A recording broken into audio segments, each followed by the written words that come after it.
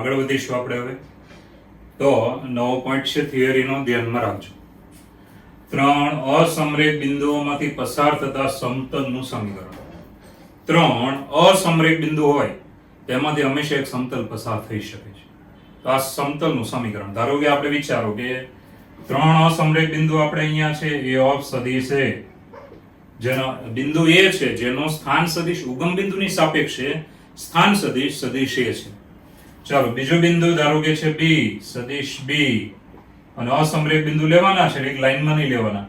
C, સદિશ C છે. એટલે ત્રણ અસમરેખ બિંદુ છે.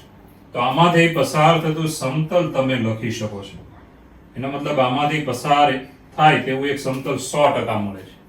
તો મિત્રો આ છે સમતલ કે જેમાં સમતલ પર જ, ધારો કે આ સમતલ છે, આની પર જ ત્રણ બિંદુ પડેલા છે, પણ આ ત્રણ બિંદુ કેવા હોવા જોઈએ? અસમરેખ. ઓકે, તો ત્રણ અસમરેખ બિંદુઓમાંથી પસાર થતા સમતલનું સમીકરણ. તો આપણે બે સમીકરણ લખવાના, એક સદિશ સ્વરૂપે અને બીજું કાર્તેજીય સ્વરૂપે. તો સમીકરણ છે પહેલું સદિશ સ્વરૂપે. ચાલો સદિશ સ્વરૂપે અહીંયા આપણા બિંદુ કયા છે તે આકૃતિમાં તમે જોઈ શકો છો, બરાબર? તો સદિશ સ્વરૂપે લખીએ તો સમતલ પર એક વ્યાપક બિંદુ હોય. વ્યાપક બિંદુ ધારો કે P ઓફ સદિશ R છે. વ્યાપક બિંદુ P જેની જગ્યા બદલાયા કરે, સમતલ પર એની જગ્યા બદલાયા કરે. સમતલ પર P બિંદુ અહીંયા લીધું, ગમે ત્યાં લઈ શકો. પણ જે A B C આ ત્રણ બિંદુ છે ને એ ચોક્કસ છે, એની જગ્યા બદલવાની નહીં. એ ચોક્કસ બિંદુ છે. ઓકે, વ્યાપક બિંદુને અહીંયા આમ કેવા આવે? X Y Z. ચોક્કસ બિંદુના તો આંકડા સીધા આપેલા છે. તો મિત્રો સદિશ સ્વરૂપે જો આનું સમીકરણ લખવું તો સમીકરણ કેવું આવશે કે સદિશ R માઈનસ સદિશ A બરાબર ડોટ, ચાલો સદિશ B માઈનસ સદિશ A ક્રોસ, ધ્યાન આપજો, ક્રોસ સદિશ C માઈનસ સદિશ A બરાબર 0. તો મિત્રો આ થઈ ગયું આપણું સદિશ સ્વરૂપે આ સમતલનું સમીકરણ. આ સમતલ કેવું છે? તો ત્રણ અસમરેખ બિંદુઓમાંથી પસાર થાય છે. તો કેટલું સહેલું છે, જો એકદમ સહેલું છે. બાદબાકી લઈને સદિશ બને છે, ધ્યાન આપજો. કે સદિશ R માઈનસ સદિશ A એને કહેવાય સદિશ AP, સદિશ A થી P સુધીનો. સદિશ B માઈનસ સદિશ A એને કહેવાય સદિશ BP, એટલે સોરી સદિશ B માઈનસ સદિશ A એને કહેવાય સદિશ AB, B માંથી એ બાદ થયો. પછી સદિશ C માઈનસ સદિશ A, એ સદિશ કયો થયો? AC. એટલે ત્રણ સદિશ સમતલમાં છે. કયા કયા? તો પહેલો તો AP ડોટ, પછી આ બંનેનો ક્રોસ લેવાનો. કયા કયા? સદિશ AB અને સદિશ AC, એનો ક્રોસ લેવાનો.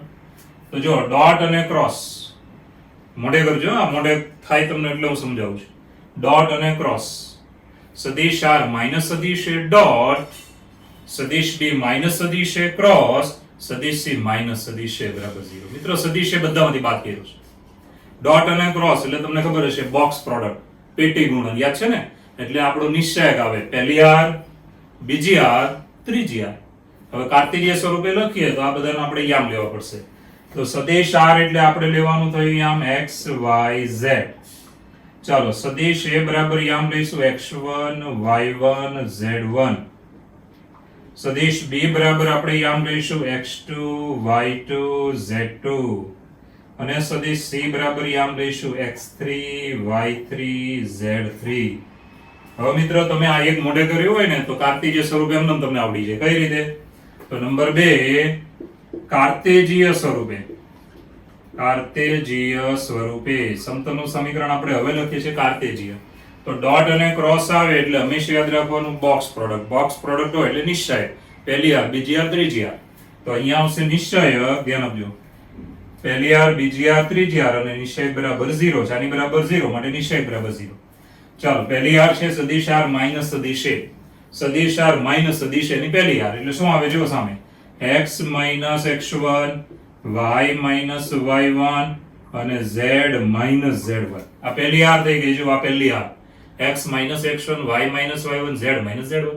ચાલો હવે બીજી R સદિશ B ના યામ જુઓ, એમાંથી સદિશોને બાદ કરી દેવાના. x2 minus x1 y2 minus y1 and last is z2 minus z1. બરાબર છે? ત્રીજો સદિશ c માઈનસ સદિશ c માંથી એને બાદ કરવાનું.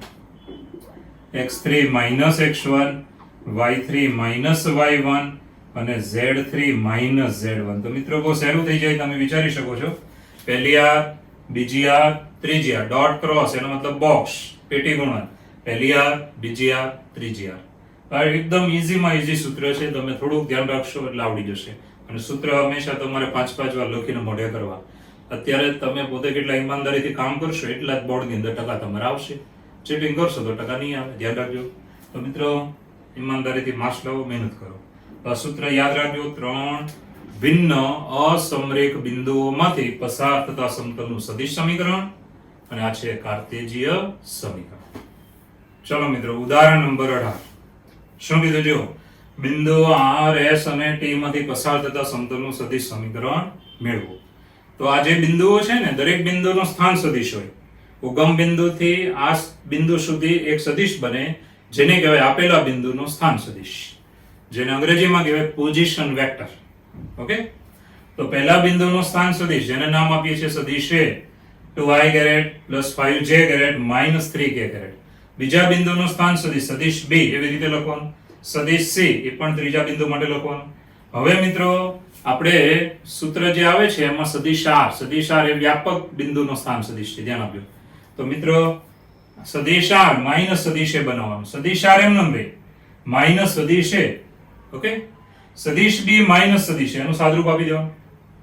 સદિશ c માઈનસ સદિશ a એનું સાદરૂપ આપી દેવાનું. અહીંયા k કેરેટ વાળું પદ -3 અને +3 0 થાય, લખવાની આગળ જરૂર નથી. બરાબર, i અને j કેરેટ જ આવશે.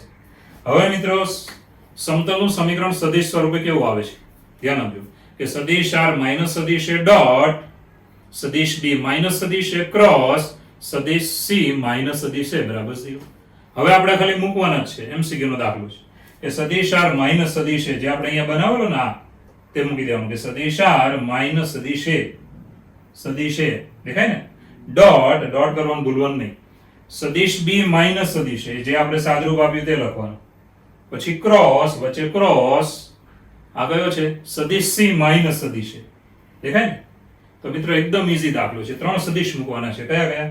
સદિશ r માઈનસ સદિશ a બરાબર, આમાં એક કૌંસ કરી દઈએ છે, ધ્યાન આપજો કે સદિશ r માઈનસ સદિશ a બરાબર, એટલે અલગ પદ દેખાવું જોઈએ. સદિશ r માઈનસ સદિશ a ડોટ સદિશ b માઈનસ સદિશ a ક્રોસ સદિશ c માઈનસ સદિશ a. હવે સાદરૂપ તો ખાલી બે જ કરવાના છે. કયા કયા? સદિશ b માઈનસ સદિશ a નો સદિશ એક જે સાદરૂપ આપ્યા પછી આ તે મૂકવાનું. પછી આ કયો છે? સદિશ c માઈનસ સદિશ a.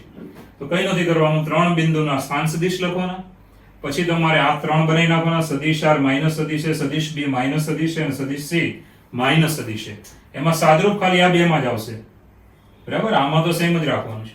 પછી આ સૂત્રમાં તમારે એને ખાલી મૂકી દેવાના, બીજું કોઈ સાદરૂપ આપવાનું નથી. તો મિત્રો આ થઈ ગયું આપણું ઉદાહરણ નંબર 18. ચલો મિત્રો આગળના ટોપિકમાં જઈએ. સમતલના સમીકરણનું અંતઃખંડ સ્વરૂપ.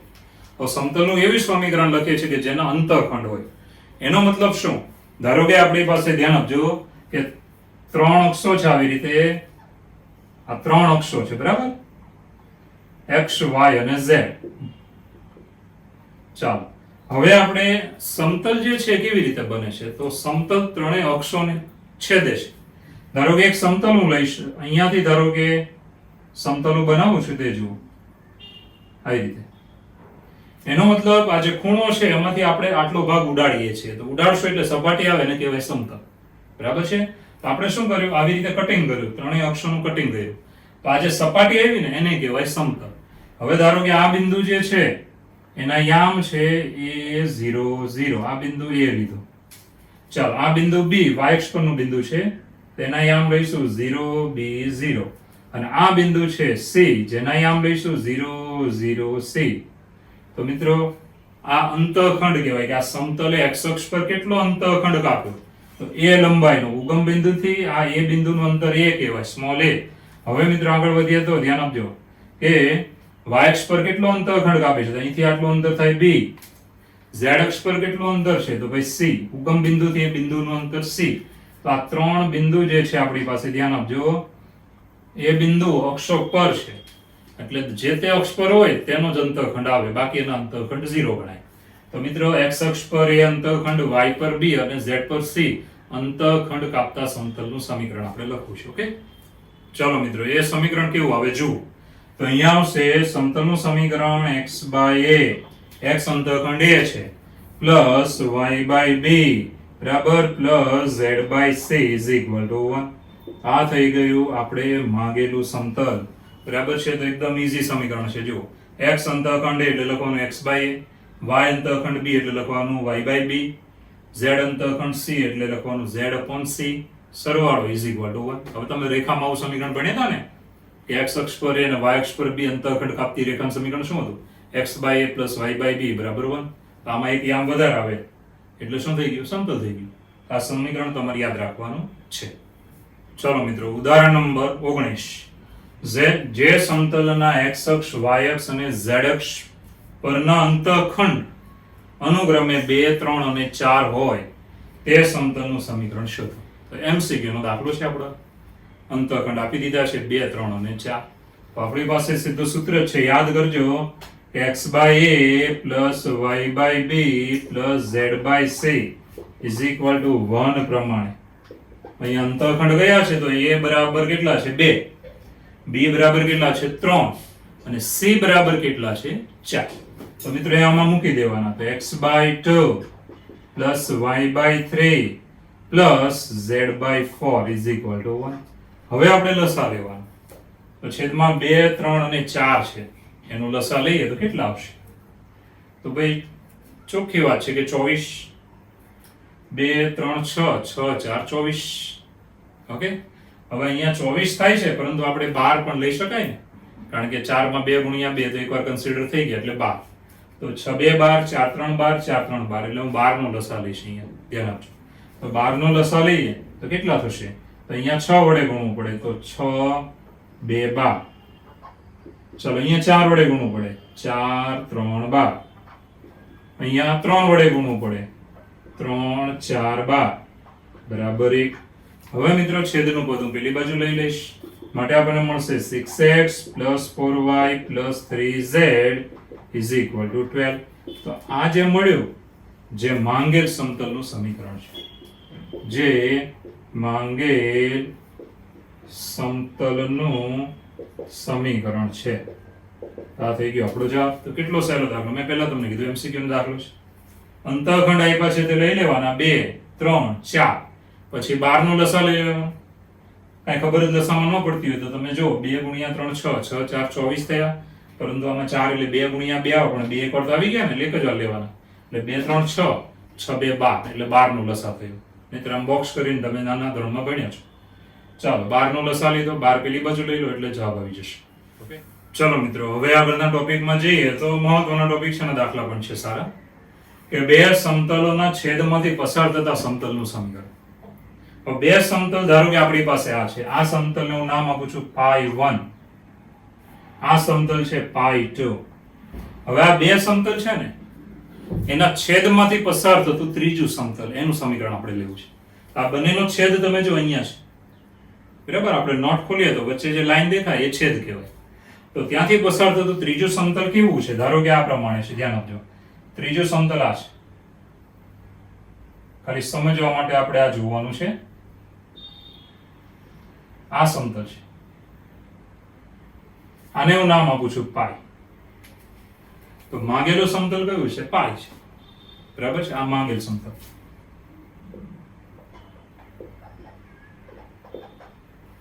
અને આ બે છે એ તમને આપી દીધા હોય કે π1 π2.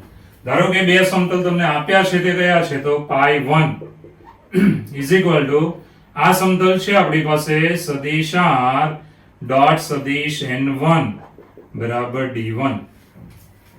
તો આમાં કોણ કોણ છે એ તમને મોઢે હોવા ભણી ગયા છો. સદિશ n1 એ આપેલા સમતલનો અભિલંબ કહેવાય. અભિલંબ સમતલમાંથી આમ બહાર આવે લંબ રૂપે, એને કહેવાય અભિલંબ સદિશ. d1 એ સમતલનું ઉગમ બિંદુથી લંબ અંતર છે, ઉગમ બિંદુથી લંબ અંતર. ચાલો બીજું સમતલ છે π2, જે છે સદિશ r ડોટ સદિશ n2 બરાબર d2. હવે આ બંને સમતલના છેદમાંથી પસાર થતું સમતલ, ધ્યાન આપજો. તો સદિશ સ્વરૂપે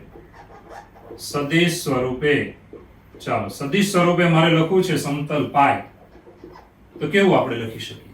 તો ઇઝીલી વિચારો કે સદિશ r, ધ્યાન આપજો, સદિશ r ડોટ, હવે જે આપણી પાસે છે બે સમતલ, એમાંથી પહેલામાંથી અભિલંબ સદિશ લેવાનો કે સદિશ n1 પ્લસ લેમ્બડા સદિશ n2, બીજામાંથી અભિલંબ લઈએ તો લેમ્બડા વડે ગુણવાનું, બરાબર, ઇઝ ઇક્વલ ટુ પહેલામાંથી d1 અને બીજામાંથી d2 લેશો તેને લેમ્બડા વડે ગુણવાનું પ્લસ લેમ્બડા d2. તો મિત્રો આ જે સમીકરણ છે એ છે સદિશ સ્વરૂપે બે સમતલના છેદમાંથી પસાર થતા સમતલનું સદિશ સ્વરૂપે સમીકરણ. તો મોઢે કરી નાખો, બહુ ઈઝી છે. સદિશ r ડોટ, તો અહીંયા શું લખવાનું? સદિશ n1 પહેલા સદિશનો અભિલંબ લઈ લેવાનો પ્લસ લેમ્બડા સદિશ n2 બીજાનો અભિલંબ લઈ અને લેમ્બડા વડે ગુણવાનો છે. એ જ રીતે જમણી બાજુમાં પહેલાથી ઉગમ બિંદુથી અંતર સમતલનું d1 પ્લસ લેમ્બડા d2 બીજા સમતલનું d2 છે, લેમ્બડા વડે ગુણી લેવાનું. એટલે બહુ ઈઝી થઈ ગયું સૂત્ર આપણું. તો આ સમીકરણ મોઢે કરી નાખવાનું રહેશે. હવે આને મારે લખવું છે કાર્તેજીય સ્વરૂપ, ધ્યાન આપજો. ચાલો, કાર્તેજીય સ્વરૂપે, કાર્તેજીય સ્વરૂપે જો લખવું હોય ને તો આ બધાને યામ આપણે લેવા પડે. તો તમને ખબર જ છે કે સદિશ r બરાબર શું આપણે લઈએ છીએ? તો x y z.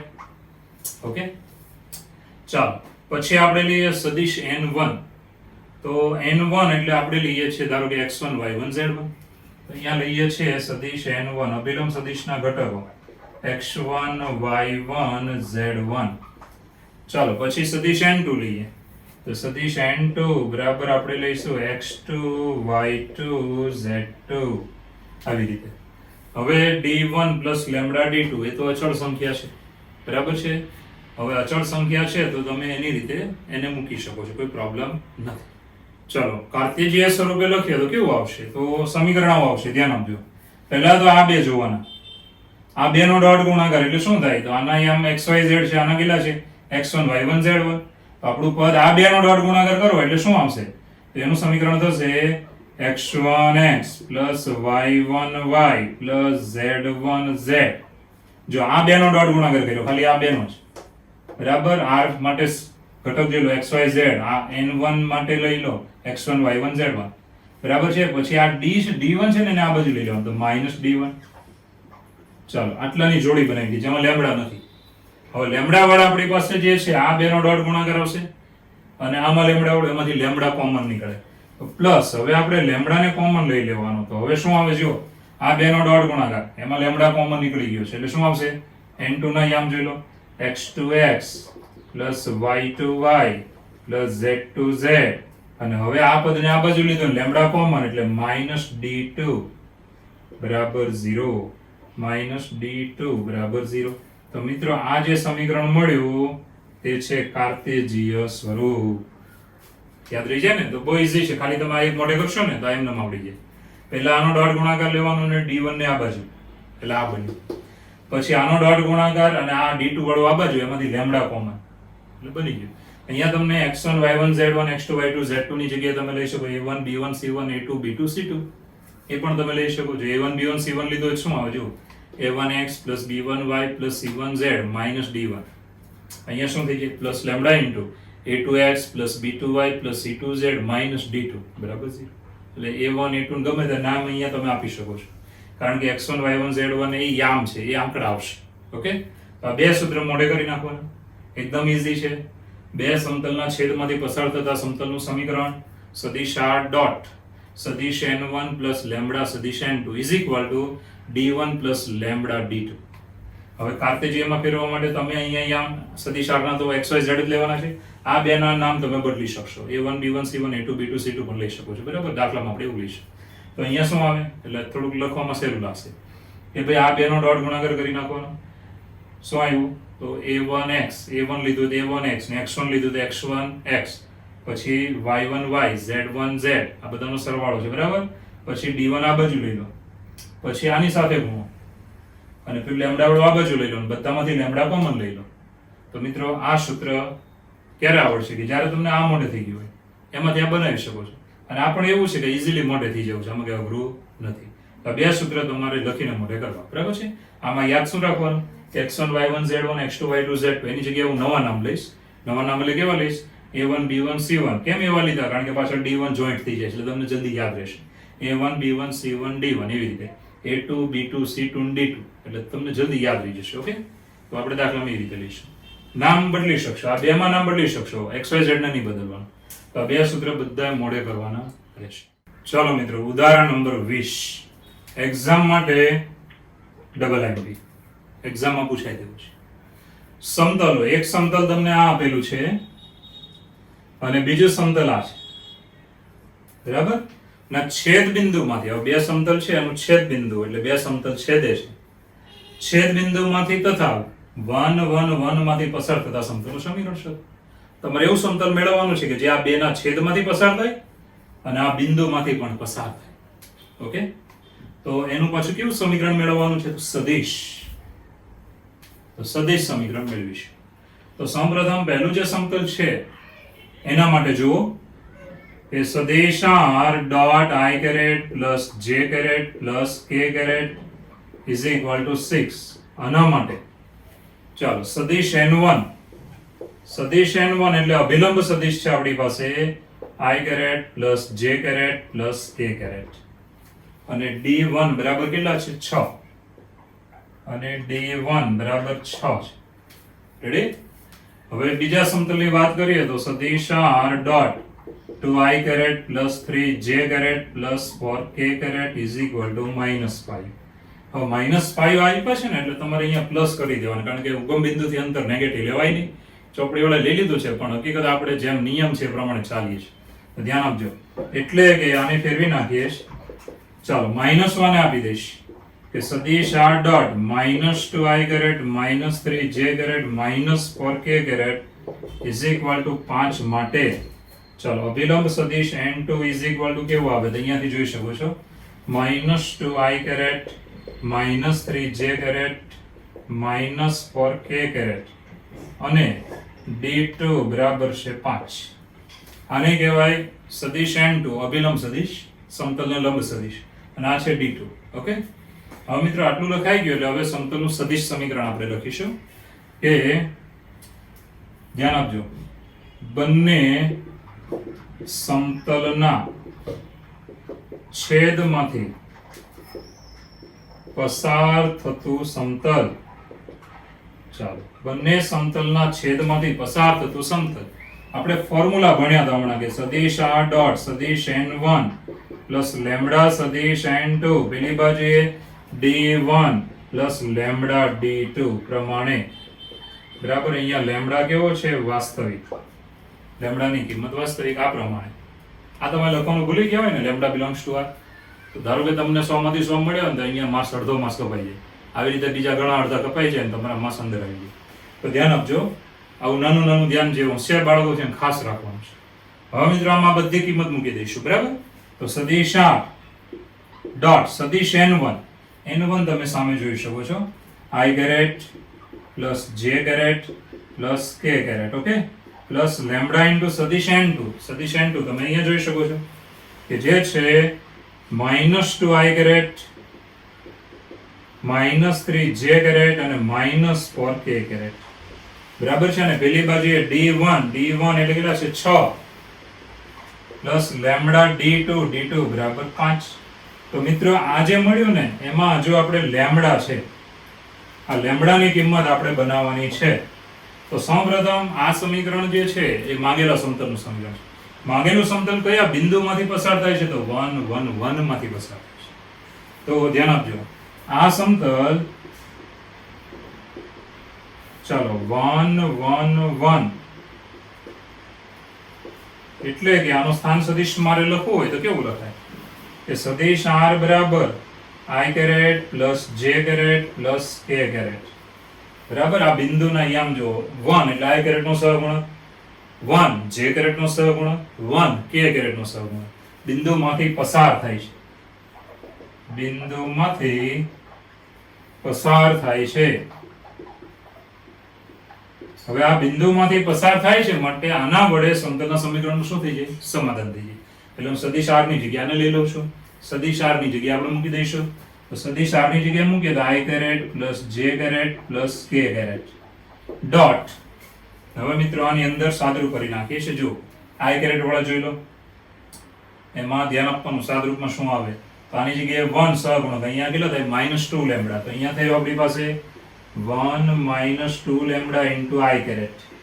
હવે j કેરેટ વાળામાંથી j કેરેટ કોમન, તો 1 -3 lambda, 1 -3 lambda into j caret, અને છેલ્લું k કેરેટ માંથી k કેરેટ કોમન, તો 1 -4 લેમ્બડા ઇન્ટુ k કેરેટ. ચાલો પેલી બાજુએ 6 + 5 લેમ્બડા એમ. ઓકે, આનું સાદરૂપ કરી નાખ્યું. i કેરેટ વાળામાંથી i caret common, j caret અને k કેરેટ કોમન. ઓકે, હવે આ બેનો ડોટ ગુણાકાર. ડોટ ગુણાકાર કરો એટલે તમને ખબર જ છે, ખાલી તમારે i કેરેટના સહગુણક ગુણવાના પ્લસ j કેરેટના સહગુણક ગુણવાના પ્લસ k કેરેટના સહગુણક ગુણવાના. બીજું કંઈ નહીં કરવાનું. કેમ આવું? કેમ? કારણ કે આ બિંદુ છે 1 1 1. આ બિંદુ કયું છે? તો 1 -2 લેમ્બડા, y આમ આવે 1 -3 લેમ્બડા અને z યામ આવે 1 -4 લેમ્બડા. એટલે આ યામ ગુણવાના, x યામ ગુણવાના, y યામ ગુણવાના, z યામ ગુણવાના. તો અહીંયા આવશે, ધ્યાન આપજો, 1 ગુણ્યા 1 -2 લેમ્બડા પ્લસ j કેરેટનો સહગુણકનો ગુણાકાર 1 ગુણ્યા 1 -3 લેમ્બડા પ્લસ 1 ગુણ્યા 1 -4 lambda is equal to 6 + 5 lambda. ચાલો આનું સાદરૂપ આપણે આપી દઈશું એટલે આપણને શું મળી જશે? લેમ્બડા. તો સાદરૂપ આપીએ 1 -2 lambda plus 1 -3 lambda plus 1 -4 lambda is equal to 6 + 5 lambda. ચાલો લેમ્બડાની કિંમત આપણે ગણીએ તો 2 2 ને 3 5, 5 ને 4 9, આ બાજુ -9, પેલી બાજુ જાય તો +9, 9 ને 5 કેટલા થાય? 14. તો પેલી બાજુ થાય 14 લેમ્બડા, યાદ રાખો. ચાલો 1 2 3, 6 ને આ બાજુ લઈએ તો -6, 3 -6 એટલે -3, તો 14 લેમ્બડા બરાબર -3 બરાબર. માટે લેમ્બડાની કિંમત આપણને મળી લેમ્બડા બરાબર -3/14. હવે લેમ્બડાની કિંમત જે મળી ને એને નંબર 1 માં મૂકી દઈશું ને 1 માં મૂકતા ચાલો સમીકરણ 1 માં જો મૂકવામાં આવે ને એટલે આપણો જવાબ આવી જશે. કાર્તેજીય સ્વરૂપમાં લેમ્બડા મૂકી અને ખાલી આનું સાદરૂપ અને આનું સાદરૂપ કરવાનું, બીજા કોઈ નહીં કરવાનું. તો મિત્રો અહીંયા આવશે મૂકતા માંગેલ સમતલ. ચાલો માંગેલ સમતલ. ચાલો સદિશ r ડોટ ગુણ્યા ચાલો i caret plus j caret plus k caret. હવે લેમ્બડાની કિંમત કેટલી? -3/14 ગુણ્યા -2i caret -3j caret -4k caret. Okay, જમણી બાજુએ શું છે? તો 6 + 5 લેમ્બડા. લેમ્બડા બરાબર કેટલા છે? તો તમે જાણો છો, લેમ્બડા બરાબર -3/14. આવી રીતે. તો મિત્રો સાદરૂપમાં આગળ વધીએ, ધ્યાન આપજો. તો હવે 14 નો લસા લઈને 14 ને ઉડાડી નાખવાના માટે આવશે સદિશ dot 14i caret plus 14j caret plus 14k caret. બરાબર. હવે આને -3 ગુણી નાખો, minus minus plus 3 2 6 i caret 3 3 9 j caret 3 6 12 k caret. હવે 14 આનો લસા લીધો ને, એ 14 અહીંયા લસા છે એટલે 14 14 ઉડી જશે. ચાલો 14 નો લસા 14 ગુણ્યા 6 તો 4 6 24 નો 4 બરાબર વધી 2 6 4 24 નો 4 વધી 2 6 1 6 6 ને 2 8 84 માઇનસ 5 3 15. ચાલો હવે કમ્પ્લીટ સાદરૂપ આપી દઈશું માટે સદિશ r ડોટ. ચાલો i કેરેટ કેટલા થયા જો 16 14 અને 6 20 20 i કેરેટ 14 અને 9 14 ને 9 23 23 j કેરેટ 23 j કેરેટ. ચાલો 14 અને 12 26 k કેરેટ. જમણી બાજુએ કેટલા થાય તો 84 માઇનસ 4 80 80 માઇનસ 10 70 70 માઇનસ 1 69 તો 69. તો મિત્રો આ થઈ ગયો માંગેલ સમતલ. તો જોઈ લો એકદમ ઈઝી છે. આ કયા સ્વરૂપે આવ્યું? સદિશ r ડોટ અભિલંબ સદિશ બરાબર d. ઓકે, તો દાખલો સહેલો છે, એક્ઝામમાં દાખલા પૂછે, જેડબલીમ પણ પૂછે એટલે તમારે ધ્યાનમાં રાખવાનો છે. તો બે સમતલના છેદમાંથી તથા બિંદુ 1 1 1 માંથી પસાર થતા સમતલનું સદિશ સમીકરણ શોધો. તો પહેલા આપણે શું કરવાનું, તો બંને સમતલ પરથી અભિલંબ સદિશ બનાવવાના બંનેના અને ઉગમ બિંદુથી અંતર d બનાવવાના. તો પહેલા સમતલમાંથી જુઓ અભિલંબ સદિશ અને અંતર d 1, આને નામ આપ્યું n1 અને પેલા d1. હવે મિત્રો બીજા સમતલમાં નેગેટિવ છે અને આપણે પોઝિટિવ કરીએ છીએ, તો બંને બાજુ માઈનસ વડે ગુણવાનું, માઈનસ અને આપી દેવાનું. આ છે સદિશ n2 અને આ છે d2. હવે સમતલનું સમીકરણ સૂત્ર યાદ રાખવાનું છે, સદિશ આ ડોટ સદિશ n1 પ્લસ લેમ્બડા સદિશ n2 બરાબર d1 પ્લસ લેમ્બડા સદિશ d2. Sorry, d1 plus lambda d2. d1 d2 અંતર છે એટલે એમાં કોઈ દિશા નહીં. ઓકે, હવે મિત્રો કિંમત મૂકી દેવાની. સદિશ n1 જે આપણે નક્કી કર્યો તે, સદિશ n2 d1 અંતર 6 અને d2 અંતર મૂકી દેવાનું. ઓકે, હવે શું કર્યું, તો હવે ખાસ ધ્યાન આપજો કે આ જે સમતલ છે એ બિંદુ 1 1 1 માંથી, એટલે કે કયો સદિશ, સદિશ r બરાબર i caret j caret k caret, એનો મતલબ i કેરેટ નો સહગુણક 1, j કેરેટ નો 1, k કેરેટ નો 1. અહીંયા બીજા આંકડા હોય તો અહીંયા ગુણાકારમાં મૂકવાના, ધ્યાન રાખજો. તો હવે આ બિંદુમાંથી પસાર થાય એટલે સદિશ r ની જગ્યાએ તમારે લેવાનું i caret j caret k caret. હવે સાદરૂપ સ્ટાર્ટ કરવાનું. તો પહેલા તો તમારે આનું સાદરૂપ કરવું પડે. i કેરેટ વાળા પદ જેટલા હોય, ધ્યાન આપજો, i કેરેટ વાળા પદ જેટલા હોય આમાં જુઓ. આની અંદર જોશો એટલે ખબર પડે. i કેરેટ વાળા પદ 2 છે, તેમાંથી i caret common. j caret વાળા પદ 2 છે, એમાંથી j caret common. k caret વાળા પદ 2 છે, એમાંથી k કેરેટ કોમન. હવે મિત્રો ડોટ ગુણાકાર આ બેનો કરવાનો હોય, ડોટ ગુણાકાર આ બેનો, ત્યારે i કેરેટના સહગુણકનો ગુણાકાર પ્લસ j કેરેટના સહગુણકનો ગુણાકાર પ્લસ k કેરેટના સહગુણકનો ગુણાકાર. હવે તમે આટલું સાદરૂપ આપશો એટલે આગળ તમને લેમ્બડાની કિંમત મળશે. એ લેમ્બડાની કિંમત આ નંબર 1 માં મૂકી દેવાની, બે જગ્યાએ, જો અહીંયા ને અહીંયા. પછી એ પદનું સાદરૂપ આપી દેવાનું. હવે સાદરૂપ આપી દેશો એટલે તમારો જવાબ આવી જશે, જે છે આપણું માંગેલું સમતલ. ચલો મિત્રો, હવે નવું સૂત્ર આવે છે, ધ્યાન આપજો. બે રેખાઓ સમતલીય બને તેની શરત. બે રેખા એક જ સમતલમાં આવે તેની શરત. ધારો કે આ સમતલ છે, આની અંદર બે રેખા આવી જાય તો બે રેખા સમતલીય હોવાની શરત. ઓકે, તો ધારો કે બે રેખા છે આપણી પાસે સદિશાત, ચાલો રેખાનું સૂત્ર યાદ કરજો. તો ઇઝ ઇક્વલ ટુ સદિશ a1 પ્લસ લેમ્બડા સદિશ b1. આ રેખા છે, એમાં લેમ્બડા વાસ્તવિક હોય. ઓકે, અને બીજી રેખા લઈએ છીએ સદિશ r બરાબર સદિશ a2 પ્લસ લેમ્બડા સદિશ b2.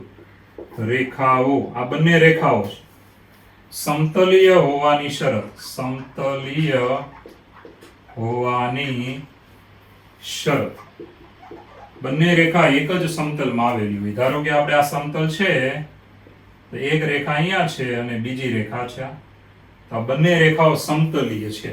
તો ધ્યાન આપજો, પહેલી રેખા છે એને આપણે ધારો કે L1 નામ આપીએ, બીજી રેખાને L2 નામ આપીએ.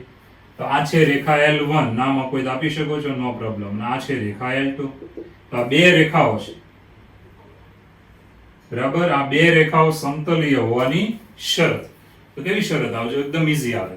તો શરત કઈ છે, તો સદિશ a1 બિંદુનો સ્થાન સદિશ માઈનસ સદિશ a2, બંનેની બાદબાકી કરવાની.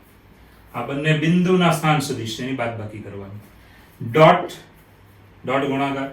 હવે બંનેની દિશાની વાત કરીએ તો દિશાનો સદિશ છે સદિશ b1. રેખા માટે બિંદુ ને દિશા હોય. આ બિંદુ અને સદિશ b1 રેખાની દિશા છે. એ રીતે આની દિશા b2 છે, એનો ક્રોસ લેવાનો. તો સદિશ b1 ક્રોસ સદિશ b2 બરાબર 0. તો આ થઈ ગઈ સદિશ સ્વરૂપે શરત. સદિશ સ્વરૂપ, આમાં સદિશ છે. જો અને કાર્ટેશિયન સ્વરૂપે લખવું હોય તો આપણે બિંદુને યામ લેવા પડશે. તો યામ કેવા લઈએ છીએ, તો આપણે a1 a2 છે, બરાબર. એટલે તમે આમાં લઈ શકો છો, a1 માં કોઈ પણ યામ લઈ શકો, x1 y1 z1. a2 માં લઈ શકો x2 y2 z2. પછી b1 ત્યાં તમારે લેવો હોય તો a1 b1 c1, આના a2 b2 c2 લઈ લો, ચાલશે. જો તો અહીંયા આપણે લઈએ સદિશ a1, જેના યામ લઈશું x1 y1 z1. ચાલો સદિશ a2, એના યામ લઈશું x2 y2 z2. પછી આપણે આગળ વધીએ તો હવે સદિશ b1 ના યામ લઈશું a1 b1 c1. ચાલો સદિશ b2 ના યામ લઈશું a2 b2 c2. આ બધા યામ તમારા ફિક્સ છે, આના ચોક્કસ આંકડા આપેલા હોય બધાના રકમમાં. હવે આપણે આને કાર્ટેશિયન સ્વરૂપે લખવી છે. આ તો સદિશ સ્વરૂપ છે, તો કાર્ટેશિયન સ્વરૂપે શરત લખવી છે મારે, તો શું આવે જો, ચાલો કાર્તેજીય સ્વરૂપે હું લખવા માંગુ છું. તો તમને ખબર છે કે ડોટ અને ક્રોસ આવે એટલે બોક્સ, બોક્સ એટલે નિશ્ચાયક. તો નિશ્ચાયક, આ નિશ્ચાયક બરાબર 0 છે એટલે બરાબર 0. હવે મિત્રો આ નિશ્ચાયક બરાબર 0 છે, બરાબર. હવે પહેલી આર ડોટ છે એની આગળ આવે એ પહેલી આર, પછી ક્રોસ ની આજુબાજુ હોય એ બીજી અને ત્રીજી આર. તો પહેલી આર જો a1 a2 એટલે એ બાદબાકી કરવાની થઈ. તો પહેલી આર બને x1 x2 y1 y2 z1 z2, બરાબર. આ પહેલી આર. હવે b1 એટલે બીજી આર, બીજી આર ના ઘટક જો a1 b1 c1 a1 b1 c1. b2 એટલે ત્રીજી આર, તો એના ઘટક છે a2 b2 c2. તો મિત્રો આ થઈ ગઈ શરત કયા સ્વરૂપે? કાર્તેજીય સ્વરૂપે.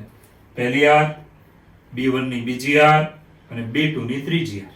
ડોટ ક્રોસ એટલે બોક્સ, બોક્સ એટલે નિશ્ચાયક. ઓકે, તો એકદમ ઈઝી છે. રેખાના બિંદુના સ્થાન સદિશની બાદબાકી કરો.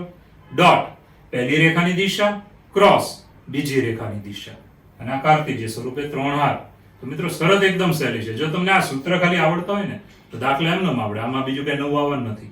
એ સૂત્ર તમારા લખીને મોઢે કરવા, બરાબર. થોડુંક આમ મગજે વાપરવું કે કઈ રીતે બન્યું છે. આ જે કહું છું તેટલું યાદ રાખશો તો સૂત્ર આવડી જશે, સૂત્ર આવડશે, દાખલા આવડશે. દાખલા આવડ્યા હશે તો માર્ક્સ બેઠા આવશે. એટલે મહેનત તમારે આમાં કરવાની છે, સૂત્ર મોઢે રાખવાનું, બરાબર. રોજ તમારું સૂત્ર આ ચેપ્ટર પૂરું થાય ને ત્યાં સુધી વાંચ્યા જ કરવાના, બધા પહેલેથી લઈ. પછી તમે આમ આગળ જતા જાઓ ને જૂના વાંચો ને તે ભૂલી જશો. એટલે તમારું સૂત્ર ડેઈલી વાંચવાના, ડેઈલી એકવાર વાંચો. ઓકે, આવી રીતે 5-6 દિવસ વાંચશો એટલે એમનું મોઢે થઈ જશે.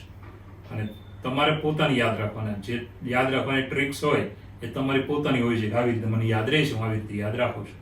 આ સૂત્ર બધા મોઢે કરજો, નહીતર પછી હું બચાવી નહીં શકું. સૂત્ર આવડશે તો આપણા માર્ક્સ સારામાં સારા આપણે લાવી દઈએ છીએ, બરાબર. કોઈ પ્રોબ્લેમ જ નહીં. પણ આ મોઢે નહીં કરશો ને તો પ્રોબ્લેમ આવી જાવ. એટલે ધ્યાન રાખજો, સૂત્ર મારે મોઢે જોઈશે. ઓકે, ચલો મિત્રો, ઉદાહરણ નંબર 21. સાબિત કરો કે રેખા, પહેલી રેખા બીજી રેખા સમતલીય છે. હવે રેખાનું સૂત્ર યાદ કરો, મેં તમને લખાવ્યું હતું ને, યાદ કરજો.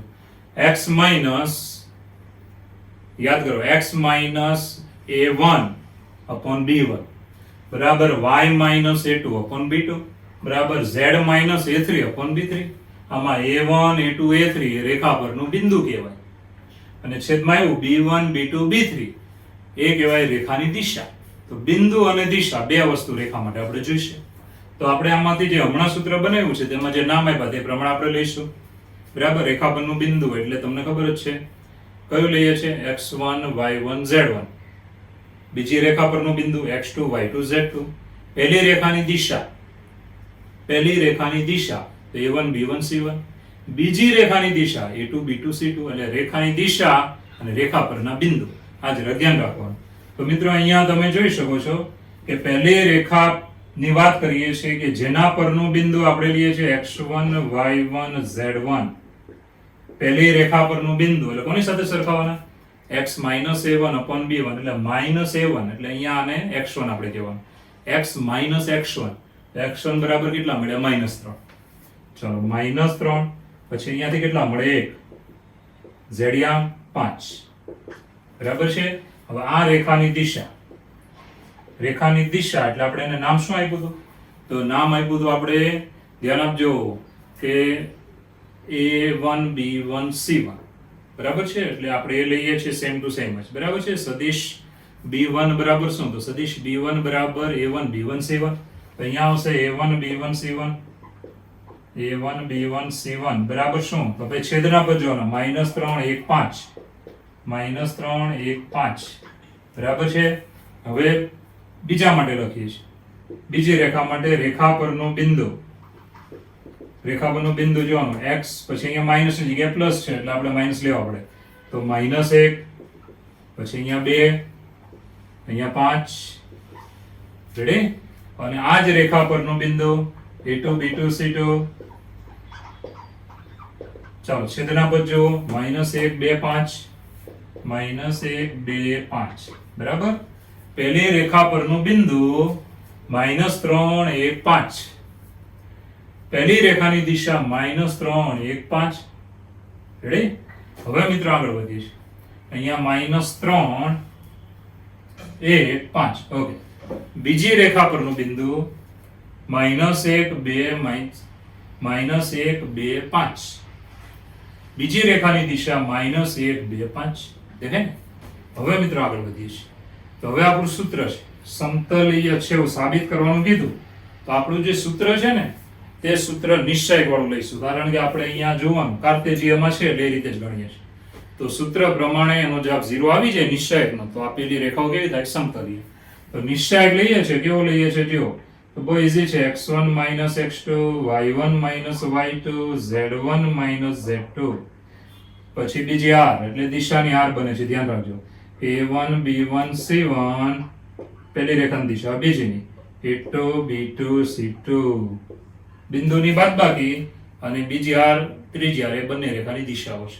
ચાલો હવે આમાં કિંમત મૂકી દેવાની.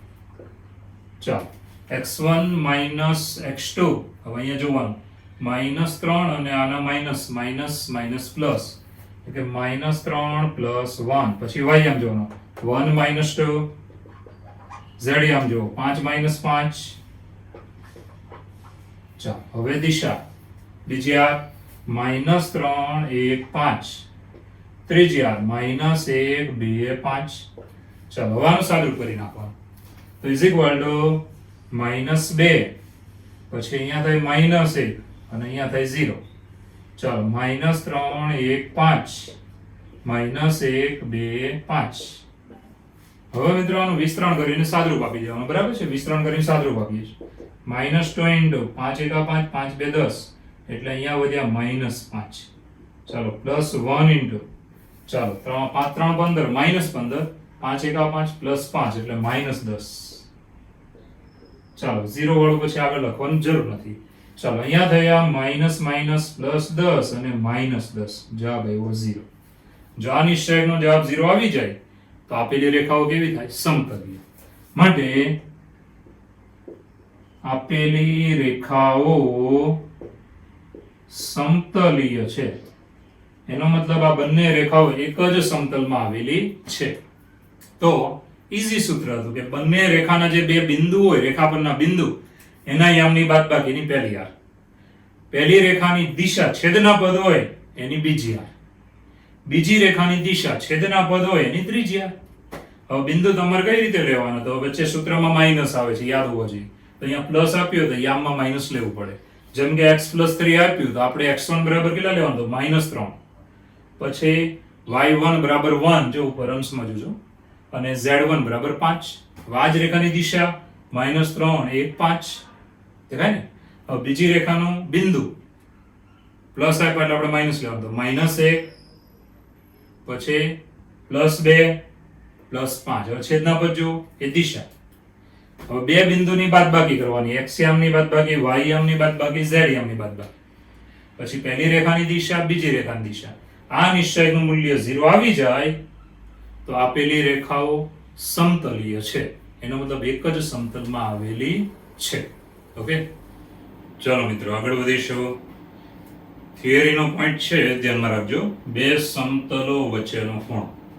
હવે બે સમતલ હોય તેની વચ્ચેનો ખૂણો એટલે આપણે યાદ રાખવાનું, બે સમતલ આમ છેદે તો બંને વચ્ચે જે લઘુકોણ બને, લઘુકોણ, બરાબર, સામસામે ખૂણાની જોડ એકરૂપ બને છે. તો બે ગુરુકોણ હશે અને બે લઘુકોણ હશે. એમાં લઘુકોણને કહેવાય બે સમતલો વચ્ચેનો ખૂણો. તો ધ્યાન આપજો કે આપણી પાસે સમતલ છે,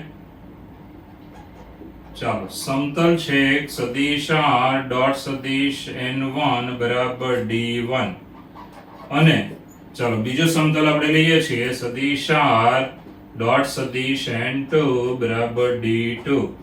બરાબર, આ બે સમતલ છે એટલે આપણે લખીએ છીએ સમતલો. તો સમતલો વચ્ચેનો ખૂણો, સમતલો વચ્ચેનો ખૂણો થીટા લીધા. ચાલો બે સમતલ વચ્ચેનો ખૂણો આપણે થીટા લીધો, બરાબર. બે સમતલ છેદે તો લઘુકોણને કહેવાય બે સમતલ વચ્ચેનો ખૂણો. તો સૂત્ર બને છે cos θ = mod of, બરાબર, શું આવશે? સદિશ n1 ડોટ સદિશ n2, એના અભિલંબ સદિશ લેવાના, અભિલંબ સદિશ નો ડોટ ગુણાકાર mod of માં, છેદમાં સેપરેટ તમારે સદિશના મૂલ્ય લેવાના, અભિલંબ સદિશના મૂલ્ય સેપરેટ. હવે મોડ ઓફ તમે આ ઉપરનો આખામાં કરો કે ખાલી અંશમાં કરો તો છેદમાં તો પોઝિટિવ જ આવવાનું, કોઈ પ્રોબ્લેમ નથી. તો મિત્રો આ થઈ ગયું આપણું સૂત્ર કે સમતલના અભિલંબ જે સદિશ હોય ને એની વચ્ચેનો જે ખૂણો હોય ને એ જ ખૂણાને સમતલો વચ્ચેનો ખૂણો કહેવાય. એટલે અભિલંબ સદિશ લેવાનો, ધ્યાન આપજો કે મોડ ઓફ સદિશ n1 ડોટ સદિશ n2 છેદમાં મોડ ઓફ સદિશ n1 મોડ ઓફ સદિશ n2 cos થીટા બરાબર. હવે અહીંયા થીટા છે તે તમારો 0 less than or equal theta less than or equal to π/2 આટલું આવશે. હવે મિત્રો એના માટે ખાસ યાદ શું રાખશો, બીજી નોંધ વાપું તે કે જો સદિશ n1 ડોટ સદિશ n2 તમે લીધું બરાબર છે, સદિશ n1 ડોટ n2 અને આ ડોટ ગુણાકાર જો 0 આવી ગયો તો જ એમ કહી શકાય કે અભિલંબ સદિશો પરસ્પર લંબ થયા. હવે અભિલંબ જો પરસ્પર લંબ હોય તેનો મતલબ સમતલ એ પરસ્પર લંબ હોય તો જ થીટા બરાબર તમને મળી જશે 90 નો ખૂણો. એટલે ડોટ ગુણાકાર 0 તો બંને સમતલ વચ્ચેનો ખૂણો કેટલો થયો 90. ચાલો આનો બીજો પોઈન્ટ.